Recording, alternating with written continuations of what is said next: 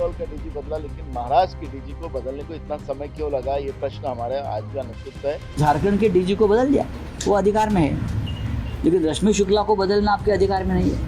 BJP को support करने वाली ये अधिकारी थी, अपोजिशन वालों के फोन टैपिंग करने का काम ये कर रही थी। महासंचालक या डीजी रही उस वक्त, जो सीधे सीधे भारतीय जनता पार्टी के लिए काम कर रही थी। आईपीएस और आईएएस पद जो होते हैं ये किसी के उपकार के नहीं होते, ये राज्य के जनता के हित के लिए होते हैं। नवंबर के महीने में भले ही ठंड ने दरवाजे पर दस्तक दे दी हो, लेकिन महाराष्ट्र में चल रही सियासी हवा के कारण तापमान गर्माया हुआ है, जिसके चलते अब ये तय करना मुश्किल हो गया है कि यहाँ सियासी ऊंट किस करवट बैठेगा। क्योंकि जिस तरह से विधानसभा चुनाव की वोटिंग से ठीक 16 दिन पहले चुनाव आयोग ने डीजीपी रश्मि शुक्ला का ट्रांसफर कर दिया है, उससे राजनीति के चर्चा का बाजार में सुनामी आ गई है। बीते दिन सुबह चुनाव आयोग ने चीफ सेक्रेटरी को रश्मि के ट्रांसफर के निर्देश देते हुए कहा कि कैडर में अगले सबसे सीनियर आईपीएस अधिकारी को उनका प्रभार सौंपा जाएगा। साथ ही आयोग ने चीफ सेक्रेटरी को निर्देश दिए कि महाराष्ट्र के नए डीजीपी की नियुक्ति के लिए कल यानी आज 5 नवंबर दोपहर 1 बजे तक 3 आईपीएस अधिकारियों का पैनल भेजे। लेकिन अब सवाल है कि रश्मि शुक्ला को पद से क्यों हटाया गया। दरअसल कांग्रेस और महाराष्ट्र के विपक्षी गठबंधन ने रश्मि शुक्ला के खिलाफ चुनाव आयोग से शिकायत कर कहा था कि रश्मि चुनाव को निष्पक्ष तरीके से नहीं होने दे रही हैं और सूबे की सरकार के पक्ष में काम कर रही हैं। 19 में जब हमारी सरकार बंद रही थी तो यही पुलिस महासंचालक या डीजी रही उस वक्त, जो सीधे सीधे भारतीय जनता पार्टी के लिए काम कर रही थी। हमारे सभी के फ़ोन टैपिंग करके हम क्या करने जा रहे हैं उस बारे में वो देवेंद्र फडणवीस को पूरी जानकारी दे रही थी, फ़ोन टैपिंग कर रही थी। मेरा फ़ोन, शरद पवार साहब का फ़ोन, उद्धव जी का फ़ोन, नाना पटोले जी का फ़ोन, सबके फ़ोन टैप कर रही थी। हमने ये कहा कि उनको उसके हाथ में चुनाव नहीं देना चाहिए। तब चुनाव आयोग ने कहा कि हमको अधिकार नहीं है, ऐसे कैसा हो सकता। लेकिन उसी वक्त झारखंड के डीजी को बदल दिया, वो अधिकार में है, लेकिन रश्मि शुक्ला को बदलना आपके अधिकार में नहीं है। कांग्रेस अध्यक्ष नाना पटोले ने भी आरोप लगाया कि डीजीपी कांग्रेस, शिवसेना, यूबीटी और एनसीपी एसपी के खिलाफ भेदभाव करती हैं। देखो, चुनाव आयोग का मैं धन्यवाद करूंगा, जिस तरह से एक आईपीएस पोस्ट पे बैठकर राज्य की पुलिस महासंचालक पद पे बैठने के बाद बीजेपी को सपोर्ट करने वाली ये अधिकारी थी, अपोजिशन वालों के फोन टैपिंग करने का काम ये कर रही थी। इनके बारे में हमने कई बार कंप्लेंट की, इनके ऊपर एफआईआर था। राज्य सरकार ने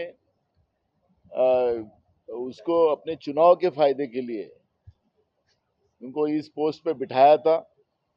हमने चुनाव आयोग को कंप्लेंट की, एक बार नहीं तो 3 बार की, और चुनाव आयोग ने जिस तरह से झारखंड के डीजी बदला उस तरह से वेस्ट बंगाल का डीजी बदला, लेकिन महाराष्ट्र के डीजी को बदलने को इतना समय क्यों लगा, ये प्रश्न हमारे आज भी अनिश्चित है।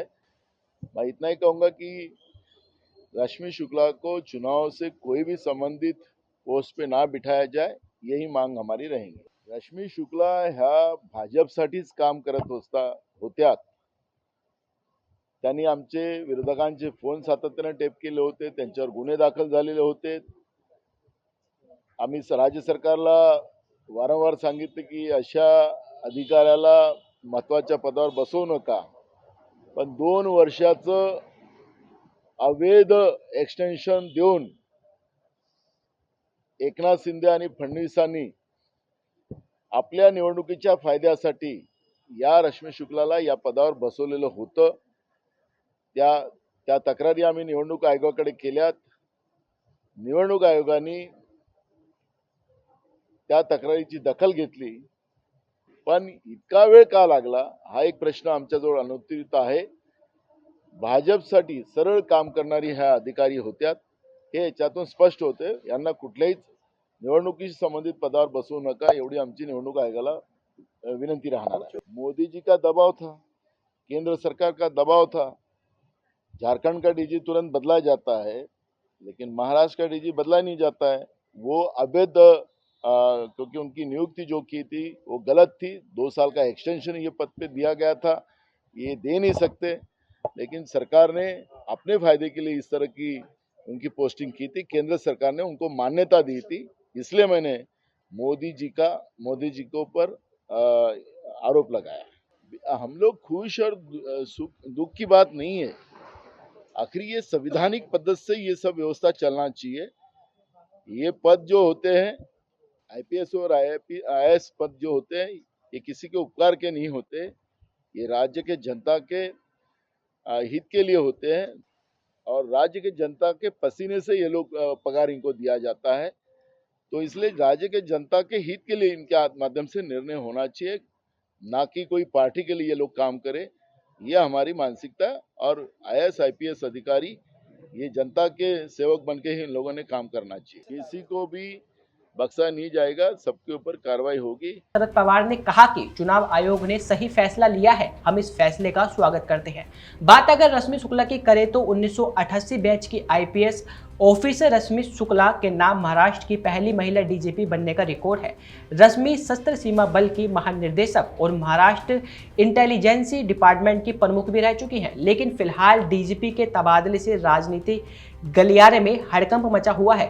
लेकिन आपको क्या लगता है, क्या चुनाव से ठीक पहले डीजीपी का ट्रांसफर करना सही है या गलत? हमें कमेंट करके जरूर बताइएगा। देखते रहिए जनहित टाइम्स।